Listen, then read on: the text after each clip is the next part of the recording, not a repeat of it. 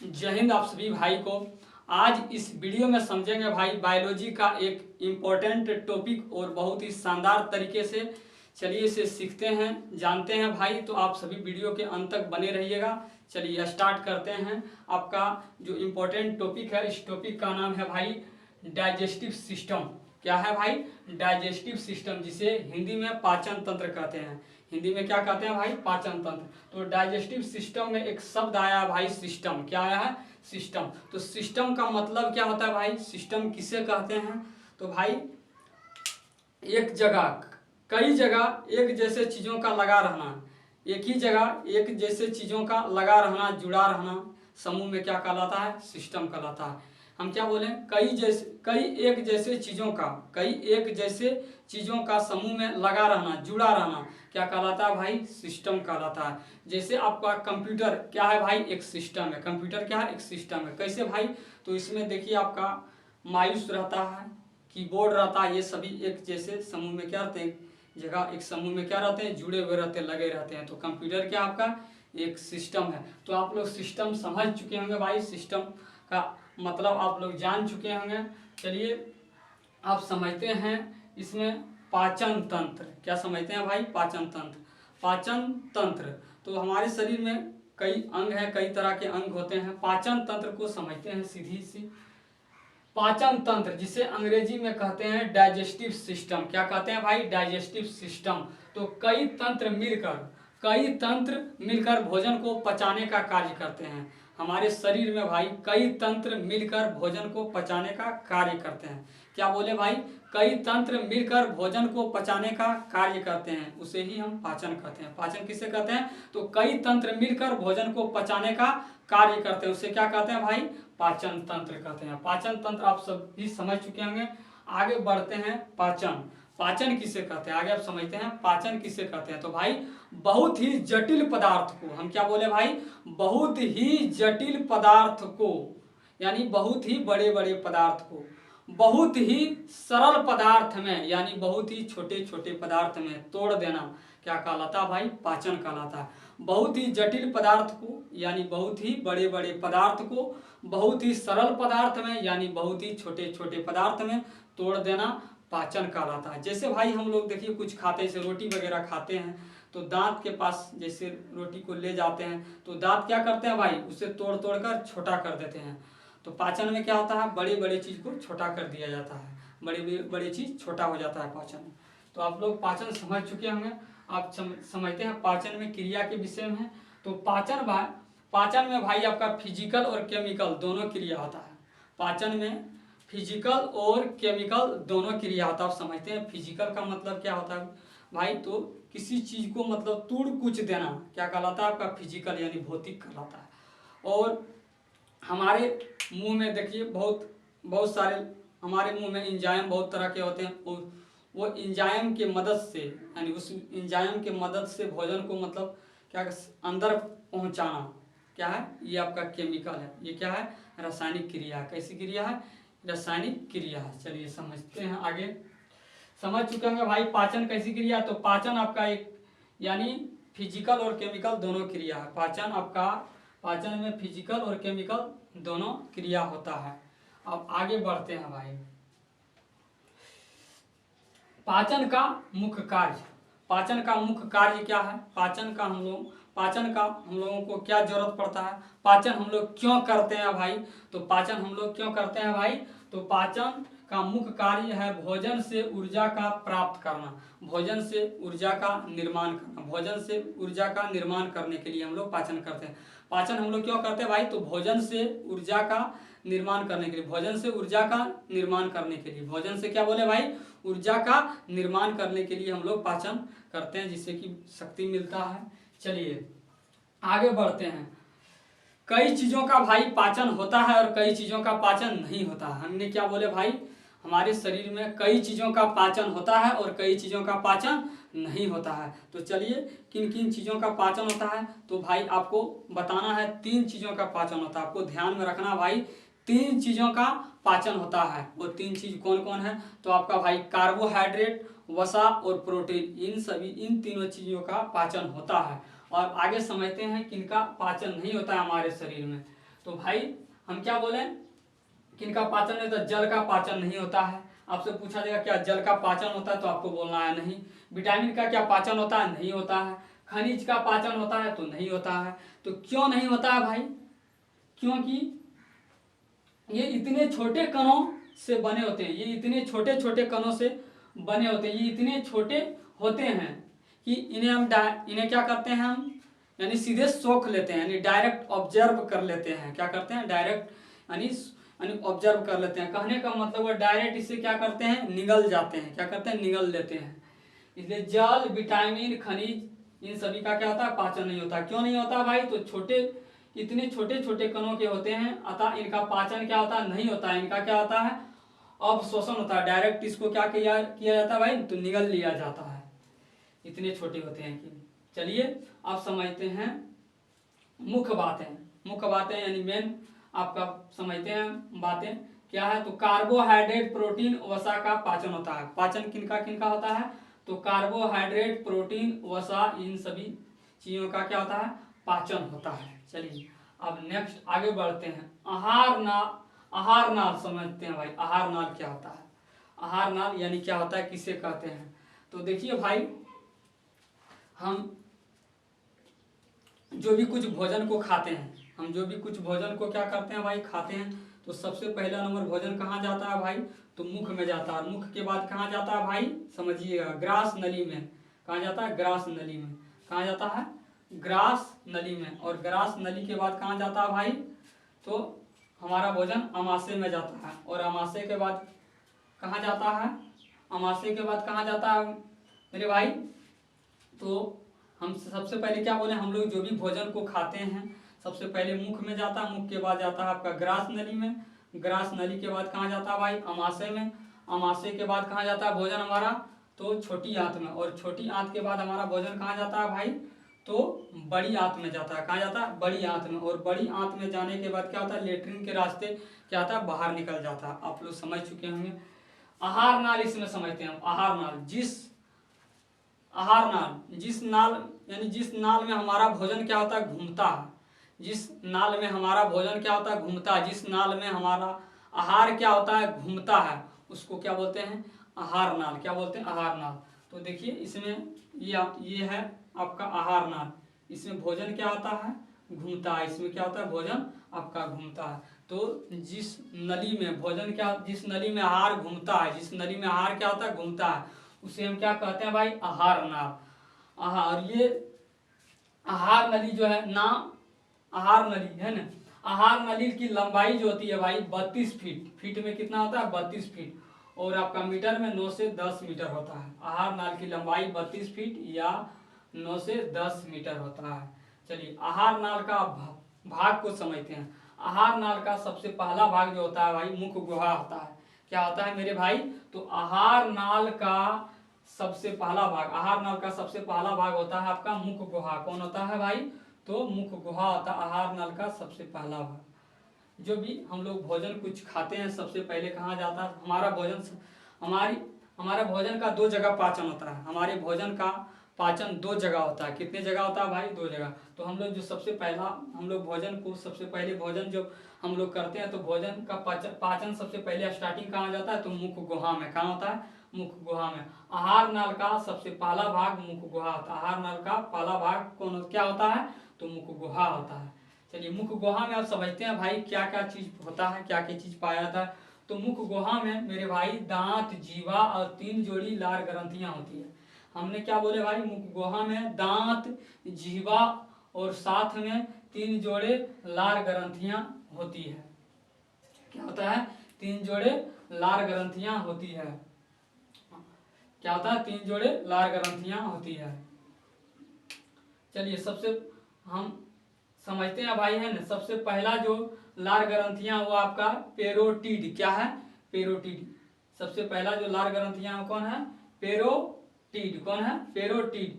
जो ये पेरोटिड जो है, ये सांप में, ये पेरोटिड जो आपका लार ग्रंथि, ये सांप में जहर का काम करता है। किसका काम करता है भाई, सांप में जहर का काम करता है। दूसरा आपका लार ग्रंथि है सबलीगुअल। क्या है, सबलीगुअल। और तीसरा है आपका सबमेडुबुलर। सबमेडुबुलर। आपको सिर्फ और सिर्फ ये याद रखना है, ये नहीं, ये बाकी दो अपने भी याद रखते हैं तो कोई बात नहीं। चलिए अब समझते हैं आगे की पॉइंट को।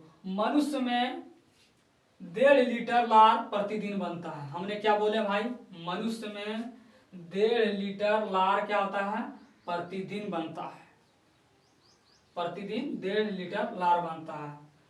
मनुष्य में क्या बोले भाई, प्रतिदिन 1.5 लीटर लार बनता है। छोटे बच्चे को देखिएगा पूरा उसका लार चूते रहेगा, उस लार को कोई आप डब्बे में रख लीजिएगा तो 1 से 1.5 लीटर हो जाएगा। अब है न, तो हम बोले मनुष्य 1.5 लीटर लार मनुष्य में जो है 1.5 लीटर लार प्रतिदिन बनता है। और उस लार में भाई 4 प्रकार के एंजाइम पाया जाता है। लार में क्या क्या पाया जाता है भाई, अब चलिए आगे समझते हैं। तो लार में भाई 4 प्रकार के एंजाइम पाया जाता है। हमने क्या बोले भाई, लार में 4 प्रकार के एंजाइम पाया जाता है। पहला जो एंजाइम है आपका वो है लाइसोजाइम। क्या है, लाइसोजाइम। ये आपका एंजाइम क्या करता है भाई, तो ये आपका जीवाणु कीटाणु को क्या करता है, मार देता है। जीवाणु कीटाणु को क्या करता है भाई, मार देता है। देखिए भगवान कितना होशियार है भाई, पहले से भगवान बुद्धि लगा के रखते हैं।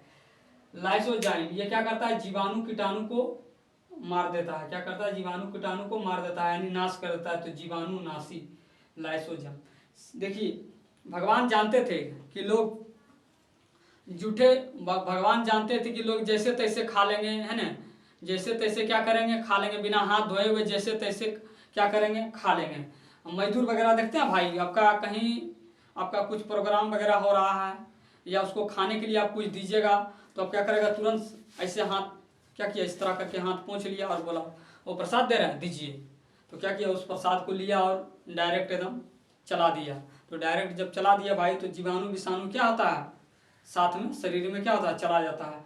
तो लाइसोजाइम क्या करता है भाई, उस जीवाणु कीटाणु को क्या करता है, मार देता है। तो भगवान देखिए भाई क्या कितना होशियार है। जानते थे लोग कलयुग में हाथ पैर भी धोने के लोगों पर फुर्सत नहीं मिलेगा, क्योंकि मोबाइल मतलब जो देखने में टाइम व्यतीत होगा बीतेगा तो लोगों पे हाथ धोने का भी समय नहीं मिलेगा। तो डायरेक्ट क्या करेंगे, ये लोग खा लेंगे।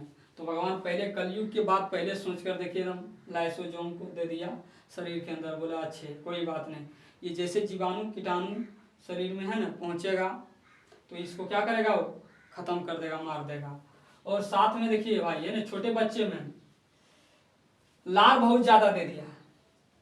छोटे बच्चे में जानते थे कि छोटे बच्चे देखते कहीं कहीं खेलते कूदते रहते हैं और कहीं से आएंगे तो क्या करेंगे, उसी हाथ से भोजन को क्या करेंगे, एकदम चलाना स्टार्टिंग कर देंगे 180 के स्पीड से, एकदम फास्ट में खेलने के लिए फास्ट से खाना खाएंगे।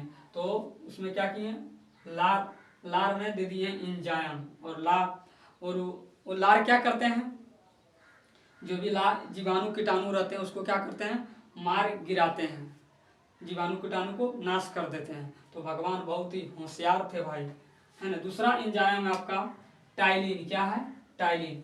ये टाइलिन जो है भाई ये क्या करता है, ये किसका पाचन करता है, तो टाइलिन जो भाई स्टार्च का पाचन करता है। किसका पाचन करता है भाई, टाइलिन किसका पाचन करता है, स्टार्च का पाचन करता है। चलिए समझिएगा, स्टार्च चोकर को कहते हैं। क्या आपको समझ नहीं आया, जैसे भाई हम लोग गांव में गेहूं पिसाने के लिए जाते हैं, लोग आटा पिसाने के लिए भले कह देते हैं, हम लोग गेहूं पिसाने के लिए जाते हैं। तो गेहूं पिसा कर जब लाते हैं भाई, है ना, तो उसको चलनी से क्या करते हैं, खूब चालते हैं। चलनी के चालन दुल्हा सुख के झटकारन कनिया, है ना। तो उसको चलनी से क्या करते हैं, खूब चालते हैं। चलनी से चालन दुल्हा खूब करते हैं, उसको चालते हैं। चालने के बाद देखिए ऊपर में कुछ अवशेष बच जाता है। चलनी में क्या बच जाता है, ऊपर में कुछ अवशेष बच जाता है, वही क्या है आपका स्टार्च, यानी चोकर ही क्या है, स्टार्च। चोकर को ही स्टार्च कहते हैं। आप लोगों को समझ आया होगा। टाइलिन जो है वही टाइलिन एंजाइम या स्टार्च का पाचन करता है। किसका पाचन करता है, दो आपका टाइलिन और डायस्टेज, ये दोनों मतलब जो है स्टार्च यानी आपका चोकर का ही क्या करते हैं, पाचन करते हैं। किसका पाचन करते हैं भाई, तो स्टार्च का। चलिए, और चौथा जो आपका एंजाइम है वो आपका है म्यूकस। क्या है भाई, म्यूकस। ये भोजन को क्या यानी भोजन को क्या करता है, ये चिपचिपा बना देता है। क्या करता है, ये भोजन को भाई चिपचिपा एकदम लिबिर बना देता है, एकदम पूरा एकदम गीला बना देता है, ताकि क्या हो, भोजन मतलब अच्छा से निगला सके, यानी अच्छे से मतलब निगला सके, यानी इसीलिए भोजन को क्या करता है ये, यानी आपका चिपचिपा यानी बना देते हैं, म्यूकस। चलिए अब आगे बढ़ते हैं। ग्रास नली। क्या समझते हैं भाई, ग्रास नली। ग्रास नली जो होता है, ग्रास नली, इसकी लंबाई जो होता है भाई 25 सेंटीमीटर होता है। इसकी लंबाई 25 सेंटीमीटर होता है और इसमें पाचन की क्रिया नहीं होती है। ग्रास नली में कोई तरह का भोजन का पाचन नहीं होता, भोजन वहाँ पर नहीं पचता है भाई। इसकी लंबाई जो होता है 25 सेंटीमीटर होता है, इसमें पाचन की क्रिया नहीं होती है। अब आगे बढ़ते हैं अमाशय। क्या बढ़ते हैं अमाशय, जिसको कि इंग्लिश में स्टोमच बोलते हैं और गांव के भाषा में पेट बोलते हैं। क्या बोलते हैं, पेट। यानी अमाशय को चलिए समझते हैं भाई।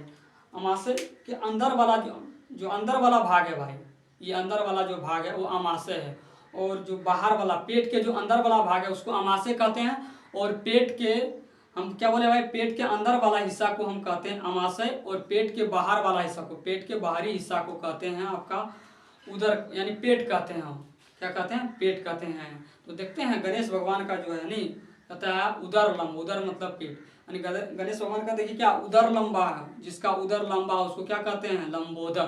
तो पेट उनका लंबा है, अमाशय नहीं, क्या है, पेट लंबा है। तो समझ चुके होंगे अमाशय यानी और पेट किसको कहते हैं। तो अमाशय चलिए समझते हैं। पेट, अमाशय में हम लोग जो भी भोजन को खाते हैं, हम लोग जो भी भोजन को क्या करते हैं भाई, खाते हैं, वो अमाशय में भोजन जो है 4 घंटे तक रहता है। अमाशय में भोजन जो भी हम लोग भोजन करते हैं, खाते हैं, वह भोजन अमाशय में 4 घंटे तक रहते हैं। कितने घंटे तक रहते हैं भाई, 4 घंटे तक रहते हैं। अमाशय के 3 भाग होते हैं। आगे समझते हैं अमाशय के भाग। तो अमाशय के 3 भाग होते हैं। कितने भाग होते हैं, 3 भाग होते हैं। पहला भाग आपका है कार्डी एक, क्या लिखा है, कार्डी एक, या जो है अमाशय का ऊपरी भाग होता है। कार्डी एक जो होता है भाई, ये अमाशय का, देखिए ये आपका अमाशय, ये अमाशय का ऊपरी भाग है। तो अमाशय के ऊपरी भाग को क्या कहते हैं, कार्डी एक, या अमाशय का क्या है, ऊपरी भाग होता है। इसमें HCl होता है। HCl यानी हाइड्रोक्लोरिक अम्ल। ये क्या करता है, जीवाणु कीटाणु को क्या करते हैं भाई, नाश कर देता है। हम लोग भोजन जैसे देखते हैं, लोग बच्चे है ना, और अभी मोबाइल में टाइम व्यस्त होने की वजह से लोग देखते हैं हाथ अच्छे से नहीं धोते हैं, और भोजन को क्या करते हैं, एकदम धकेल देता है एकदम जल्दबाजी में 180 के स्पीड से, है ना। तो वह भोजन क्या आता है, उस भोजन में जीवाणु कीटाणु चला जाता है। तो उस जीवाणु कीटाणु का नाश कौन करता है, हाइड्रोक्लोरिक अम्ल भी नाश करने का ही काम करता है। यह अमाशय का ऊपरी भाग होता है कार्डियक, और इसमें HCl होता है जो जीवाणु कीटाणु का क्या करता है, नाश करता है, खत्म करता है। दूसरा चलिए अमाशय के दूसरे भाग है आपका फंडिक। क्या है भाई, फंडिक। इसमें कटानुमा रुचि होता है। फंडिक ये अमाशय का दूसरी भाग होता है। ये अमाशय के देखिए ये दूसरी भाग, अमाशय 3 भाग में बटा हुआ है। ये दूसरा भाग है आपका फंडिक। इसमें कटानुमा रुचि होता है, काटे नुमा मतलब रुचि होता है, पूरा उभरा हुआ रहता है, कांटे टाइप का। जब हम भूखा रहते हैं, जब हम लोग भूखे रहते हैं तो क्या करता है, चुभता रहता है हमारे पेट में, क्या रहता है, ये चुभता रहता है, कांटेनुमा ऊपर आ जाता है जब हम भूखे रहते हैं तो नहीं। और जब भाई भोजन किए हुए रहते हैं तो सिकुड़ जाते हैं ये। तो इसीलिए बोला गया है कि ये कांटानुमा रुचि होता है। जब हम भूखा रहते हैं तो चुभता रहता है, भूखे में क्या होता है, ऊपर आ जाता है, तो ये चुभने लगता है, कांटे टाइप के रहता है जो। एवं भोजन को क्या करता है, रोक कर रखता है। ये भोजन को क्या करता है भाई, रोक कर रखता है, नहीं तो डायरेक्ट भोजन सीधे चल जाता है जो हम खाते हैं ना, मतलब पाचन करने की भी समय नहीं दिया जाता। चलिए अब तीसरा आपका जो है अमाशय का तीसरा जो भाग है आपका पाइलोरिक। क्या है, पाइलोरिक। इसमें जठर ग्रंथि होता है। इसमें कौन सी ग्रंथि होती है, जठर ग्रंथि। और जठर ग्रंथि से कौन सा आपका रस निकलता है, जठर रस निकलता है। कौन सा रस निकलता है भाई, जठर रस। पाइलोरिक, इसमें जठर ग्रंथि होता है जिससे जठर रस निकलता है। आगे चलते हैं, समझते हैं जठर रस। जठर रस को भाई 2 रसों से मिलकर बना होता है। जठर रस जो है ये हमारा, ये 2 रसों से क्या होता है, मिलकर बना होता है।